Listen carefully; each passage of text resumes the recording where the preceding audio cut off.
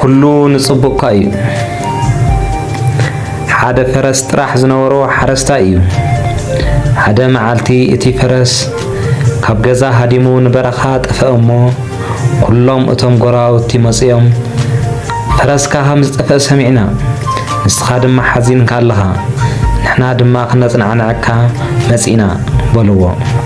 እቲ ሓረስታይ ድማ ኣይ ሓዘንኩን ንጽቡቕ እዩ ኢሉ መለሰሎም ድሕሪ ቁሩብ መዓልትታት እቲ ፈረስ ካብቲ ብዙሕ ወርቅን ማዕድናትን ዘለዎ ቦታ ተጻዒኑ ናብ ገዝኡ ናብቲ ሓረስታይ ተመለሰ እቶም ጎራብቲ ናብቲ ገዛ መጽዮም እንኳዕ ሓጎሰካ ፈረስካ ብዙሕ ወርቅን ብሩርን ስለ ዘምጸልካ ሕጉስ ከም ዘለኻ ሰሚዕና በልዎ ንሱ ድማ ብዙሕ ሕጉስ ኣይኮንኩን ንዝበለጸ እዩ በሎም ድሕሪ ቁሩብ ግዜ እቲ ፈረስ እግሪ ናይቲ እንኮ ንእሽተን ወዱ ነቲ ሰብኣይ እግሩ ሰበሮ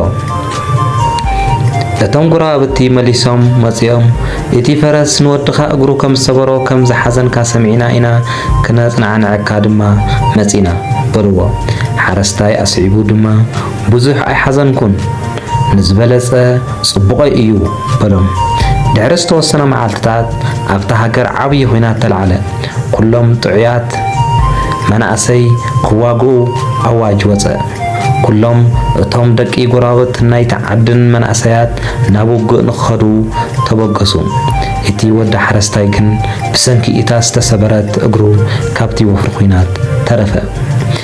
ድሕሪ ዝተወሰነ መዓልትታት እቲ ውግእ ተወዲኡ ካብቲ ኲናት ዝደሓነ ሓደ መንእሰይ እውን ኣይነበረን ኩሎም እቶም ጎራብቲ ደቆም ከም ዝተሰውኡ ተነገሮም እቲ ሓረስታይ ድማ ናብ ሰማይ ቆላሒሉ ብምኽንያት እግሪ ወደይ ስለ ዝሰበርካዮ የቕንየለይ ጐይታይ ኢሉ ፈጣሪ ኣመስገነ ስለዚ ንስኻ ንስኺ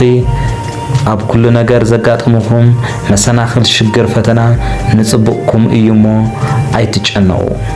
ካብዚ ቪድዮ እዚ ትምህርቲ ወሲድኩም ኢለ ተስፋ ይገብር ኣዲስ ሆነስት ካብ ዘነበኩዎ